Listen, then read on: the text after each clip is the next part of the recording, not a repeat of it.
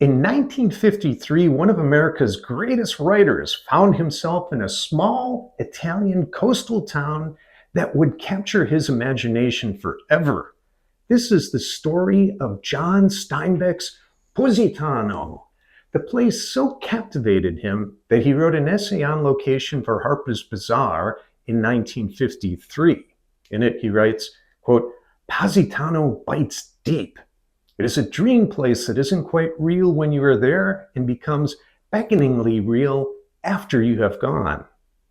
But getting there, that was an adventure in itself. Steinbeck hired a driver named Signor Bassani, whose business card proudly proclaimed him an experienced guide, all Italy and throughout Europe. It was the spelling of throughout that won Steinbeck over. Picture this, racing along the Amalfi coast in a car with a man who insisted on using both hands to gesture while describing Italy's history, all while navigating roads barely wide enough for two cars perched 1,000 feet above the Mediterranean. But what Steinbeck and his wife found at the end of this white-knuckle journey was a charming town that seemed to defy gravity itself. Houses that didn't just sit on a cliff, they seemed like they were part of it. Quoting from the article, "The small curving bay of unbelievably blue and green water laps gently on a beach of small pebbles. There's only one narrow street, and it does not come down to the water." At the heart of Positano's identity lies a sacred Byzantine icon of the Virgin Mary, and with it a story that captures the town's namesake and its unique spirit. Legend tells that long ago, Saracen pirates raided the town and stole this precious piece of art. But something extraordinary happened. A divine vision appeared to the pirates at sea, so powerful that it compelled them to return the icon to its rightful home. So now, every August 15th, Positano erupts in a spectacular reenactment of this ancient tale. Pirates storm the beach while local men, dressed in period armor, defend their town. And this isn't just theatrical pageantry.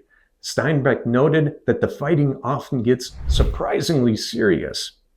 As night falls, the drama reaches its climax. The pirates snatch the holy picture from the church and disappear into the darkness. But then comes what Steinbeck called the big moment. Suddenly, a brilliant angel appears in the sky, though by the 1950s, this miracle had a rather modern twist.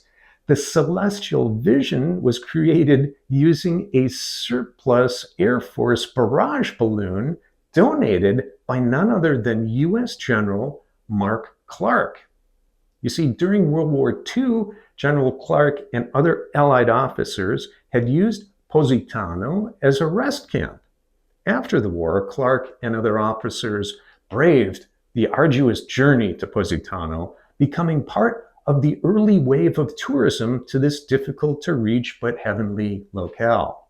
So anyway, the pirates, transfixed by this heavenly sign, simultaneously hear a supernatural voice utter the words, "Posa, posa," or "put it down." This is where Positano gets its name.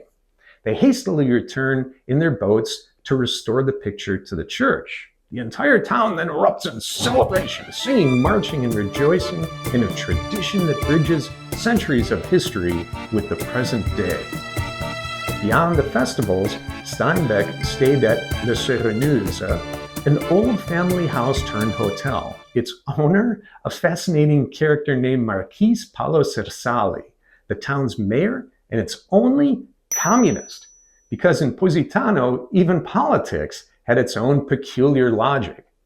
The mayor wanders about the town casually, conducting business just about everywhere except City Hall.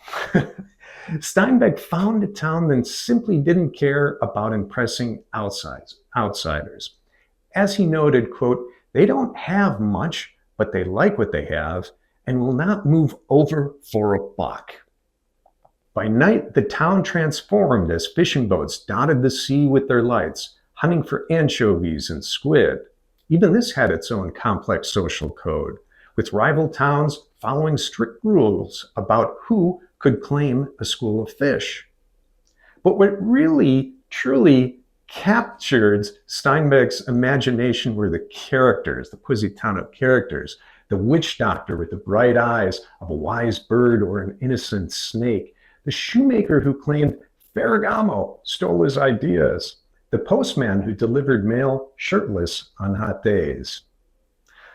Now, 7 decades after Steinbeck's visit, Positano remains a place that defies easy description. It's still a town where gravity seems optional, where history lives in every stone, seemingly, and where, as Steinbeck discovered, the extraordinary becomes everyday.